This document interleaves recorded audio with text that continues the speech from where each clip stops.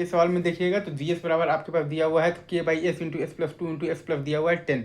Again D J omega लिखिए, mod of the D J omega लिखिए, angle of the D J omega लिखिए, omega बराबर 0 पर mod और एंगल निकालिए, फिर ओमेगा बराबर इन्फिनिटी पर मॉड और एंगल निकालिए, फिर डी जे ओमेगा को रियल और इमेजिनरी पार्ट को सेपरेट कर लिखिए, फिर रियल एक्सिस के साथ इंटरसेक्शन और इमेजिनरी एक्सिस के साथ इंटरसेक्शन लगाइए। तो सब तो कॉमन पॉइंट्स ये एक ही आपके पास स्पेशल पॉइंट है ओमेगा बराबर अंडर रूट ऑफ दी 20 का, जिस पर कि मॉड है आपके पास बेसिकली के बाई 240 और एंगल है आपके पास -180 डिग्री।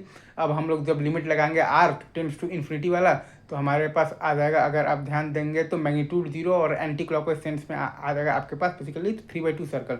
और फिर जब हम लोग लिमिट लगाएंगे आर टेंड्स टू 0 वाला तो हमारे पास आ जाएगा मैग्नीट्यूड आ जाएगा हमारे पास इन्फिनिटी, और हमारे पास आ जाएगा तो क्लॉकवाइज बेसिकली सेंस में तो 1/2 सर्कल। फिर निक इस प्लॉट को बना देंगे।